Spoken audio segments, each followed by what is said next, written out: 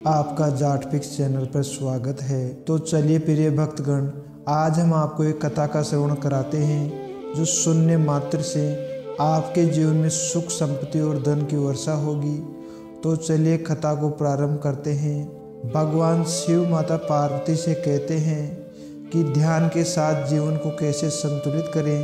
तब माता पार्वती कहती है, हे देवों के देव महादेव, आप ही बताइए यह कैसे करें। फिर भगवान शिव कहते हैं, हे देवी, आज मैं एक कथा के माध्यम से बताऊंगा। कृपया इस कथा को ध्यान से सुने और समझे। अगर आप ये कहानी सुन रहे हैं तो पूरी सुने। इस कथा को अधूरी छोड़ने की गलती ना करें, क्योंकि इस कथा को पूरा सुनने से मन चाहे फल की प्राप्ति होगी। इसीलिए इस कथा को पूरा सुने। आप शिव के भक्त हैं तो भोलेनाथ का अनादर ना करें। एक सन्यासी वृक्ष के नीचे जंगल में ध्यान किया करते थे। वह रोज एक लकड़ारे को लकड़ियां काट कर ले जाते हुए देखते थे। एक दिन उन्होंने उस लकड़ारे को रोककर कहा, सुनो, तुम दिन भर लकड़ी काटते हो, फिर भी तुम्हें 2 दिन की रोटी प्राप्त नहीं होती, और तुम रोज चले आते हो लकड़ी काटने के लिए।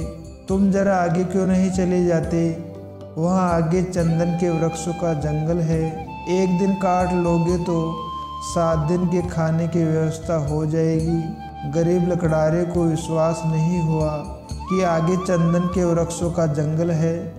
जितना वह जंगल को जानता था उतना शायद कोई नहीं जानता था, क्योंकि और इससे आगे जंगल में कौन जा सकता था। जंगल में लकड़ियाँ काटते काटते मेरा जीवन ही बीत चुका। यह सन्यासी यहाँ एक जगह बैठा रहता है, एक वृक्ष के नीचे। इसको क्या पता कि जंगल में आगे क्या है। इस बात को मानने का तो मन नहीं किया, लेकिन फिर वह सोचा कि नुकसान ही क्या है, कौन जानता है, फिर शायद यह सही बोलता होगा। फिर भी झूठ कहेगा तो क्यों, संत है, शायद सही बात ही कहता होगा। एक बार जाकर देखने में क्या जाता है। सन्यासी की बातों पर विश्वास करके वह आगे जंगल में चला गया। जब वह वहां से लौटा तो साधु के चरणों में सिर रख दिया और कहा, मुझे क्षमा करो। मेरे मन में बहुत ज़्यादा संदेह आया था, क्योंकि मैं सोचता था कि मुझसे ज़्यादा इस जंगल के बारे में और कोई नहीं जानता, क्योंकि मेरे पिता भी लकड़हारे थे और मेरे दादा भी लकड़हारे थे। हम यहीं के होते हुए भी हमें मालूम नहीं था कि इसके आगे चंदन के वृक्षों का जंगल है। हमने लकड़ियाँ काट काट कर अपना जीवन गंवा दिया। कभी यह नहीं सोचा कि इससे आगे कुछ इससे भी अच्छा हो सकता है। मैं भी कैसा अभागा हूँ। काश पहले पता चल जाता तो आधी जिंदगी गरीबी में नहीं गुजारनी पड़ती। फिर सन्यासी ने कहा, कोई बात नहीं, जब जागो तभी सवेरा होता है। तुम जाओ और जाकर चंदन की लकड़ियाँ काटो। अब उस लकड़ारे के दिन बड़े अच्छे से गुजरने लगे। एक दिन लकड़ियाँ काट लेता तो 7-8 दिन जंगल आने की ज़रूरत नहीं पड़ती। बाजार में अच्छी कीमत मिल जाती। लकड़ारे के अच्छे दिन गुजरने लगे। लकड़ारा हफ्ते में 1 दिन आता और चंदन की लकड़ियाँ काटता और जाकर बाजार में बेच देता। एक दिन जब लकड़ारा लकड़ियाँ काटने जा रहा था, तब सन्यासी ने उसे रोककर कहा कि तुम जब से चंदन की लकड़ियाँ ही काट रहे हो, जंगल में आगे नहीं गए, तुम्हारे मन में कभी भी यह प्रश्न नहीं उठा कि इस चंदन के जंगल के आगे भी कुछ हो सकता है। यह तो मुझे समझ ही नहीं आया। यह तो मेरे मन में सवाल ही नहीं आया कि चंदन के आगे भी कुछ हो सकता है, लकड़ारे ने कहा। फिर सन्यासी ने कहा कि चंदन के जंगल के आगे जाओगे तो वहाँ चांदी की खान है। लकड़ियाँ काटना छोड़ो, एक दिन ले जाओगे तो 2-3 महीनों का काम हो जाएगा। अब तो वह संत पर भरोसा करने लगा था। बिना कुछ सोचे वह भागा और वहाँ जाकर देखा तो चांदी की खान थी। वह खुशी से उछलने लगा। अब तो वह 4-5 महीनों में एक बार आता, चांदी निकालता और अगले 4-5 महीने वहाँ आराम से रहता। ऐसे ही कुछ साल गुजर गए। एक दिन वह चांदी लेने जंगल जा रहा था। फिर वह सन्यासी से फिर उसी पेड़ के नीचे बैठा मिला उस सन्यासी ने लकड़ारे से कहा कि अभी भी तुम चांदी ही ले जाते हो।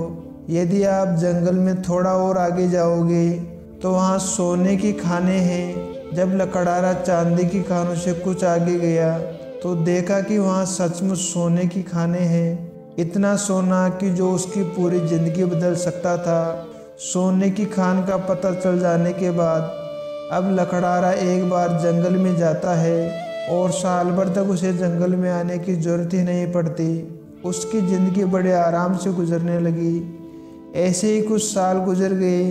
कुछ सालों बाद जब वह एक दिन लकड़ारा जंगल में सोने की खान की तरफ जा रहा था, तब फिर वह सन्यासी से मिलता है जो कि एक पेड़ के नीचे बैठकर ध्यान कर रहा था।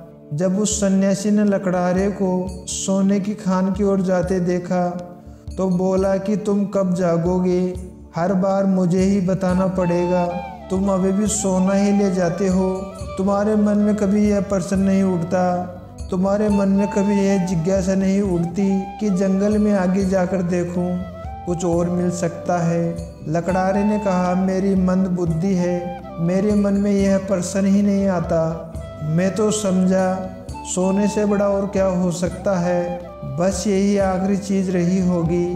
फिर सन्यासी ने कहा, अरे नादान इंसान, सोने की खानों से आगे जा, तुझे वहाँ हीरे की खाने मिलेगी। जब वह लकड़ारा जाकर देखता है तो उसे अपनी आंखों पर भरोसा नहीं होता। वहाँ सचमुच हीरे की खाने थी। अब तो लकड़ारा एक बार ही हीरे ले जाता और कई वर्षों बाद वापस जंगल में आता। समय के साथ साथ वह लकड़ारा बूढ़ा होता गया। एक दिन जब वह हीरे लेकर जंगल से वापस जा रहा था तो उसी पेड़ के नीचे उसे फिर से वही सन्यासी मिलता है। फिर सन्यासी ने कहा, अरे नासमझ, अभी भी तुझे समझ नहीं आया। अब तो उस लकड़ारे को भी अक्ल आ गई थी, क्योंकि वह बड़ा धनवान हो गया था, महल खड़े कर दिए थे। उसने सन्यासी को कहा, हे महात्मा, अब मुझे छोड़ो, अब तो मुझे परेशान ना करो। अब हीरे के आगे भला और क्या हो सकता है। फिर उस सन्यासी ने कहा, हीरो के आगे मैं हूँ। तुझे यह कभी ख्याल नहीं आया कि यह आदमी यहाँ मस्त बैठा है, जिसे पता है कि हीरो की खान कहाँ है। इनको हीरे से भी आगे, हीरो से भी बड़ा और बहुमूल्य कुछ मिल गया, तभी यह यहाँ निश्चित होकर पेड़ के नीचे बैठा रहता है। तुझे यह कभी विचार नहीं आया। उस साधु की बात सुनकर लकड़ारा जो सेठ बन गया था वह रोने लगता है और उस सन्यासी के पैर पकड़ लेता है और कहता है, मैं भी कैसा मूर्ख हूँ जो ये देख नहीं पाया कि जिसने सोने चांदी हीरे छोड़ दिए हो उसके पास ज़रूर इन हीरो जवाहरात से बढ़कर कोई धन होगा। मेरे मन में यह ख्याल ही नहीं आया। मैं जानना चाहता हूँ। फिर लकड़ारा कहता है, हे महात्मा, वह कौन सा धन है जिसके सामने इस दुनिया की सारी दौलत छोटी है। लकड़ारे की बात सुनकर वह सन्यासी उस लकड़ारे से कहता है, वही तो मैं तुम्हें बताना चाहता हूँ। उस धन का नाम है ध्यान।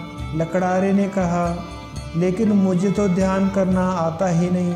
फिर सन्यासी ने कहा, ध्यान करना बहुत सरल है। बाहर का धन तो बहुत इकट्ठा कर लिया, अब जरा भीतर की ओर मुड़ जाओ, आराम से बैठ जाओ और देखो कि तुम्हारे अंदर क्या चल रहा है। अगर कोई अनुभव हो तो उसे पकड़े मत रहना, बस उसे देखो। हो सकता है तुम्हें परमात्मा मिल जाए, पर उसे भी मत पकड़ना। तब तक देखते रहो जब तक कि सभी अनुभव, सभी विचार शांत न हो जाए। पर ध्यान रहे, जबरदस्ती किसी भी अनुभव के विचार को ख़त्म करने का प्रयास कभी मत करना। जब कोई अनुभव नहीं रहे, कोई विचार नहीं रहे, तब तुम निर्विकल्प समाधि में रहोगे। तब ना दृष्टि बचेगा और ना ही दृष्टि, केवल शून्य रहेगा और उस शून्य में ही चलना है। बोध का ज्ञान आत्मा का ज्ञान है। एक चीज़ जो सबसे महत्वपूर्ण है वह है धैर्य। आपके भीतर इतना धैर्य होना चाहिए कि घटना आज घटे या कई वर्षों बाद, आप ध्यान करने के लिए हमेशा तैयार रहे। उस लकड़हारे की तरह हमारी ज़िंदगी में भी सोने की खान है जो हमारा पूरा जीवन बदल सकती है। बस ज़रूरत है तो उसे पहचानने की, उसे निखारने की, और हमारे लिए वह सोने की खान है।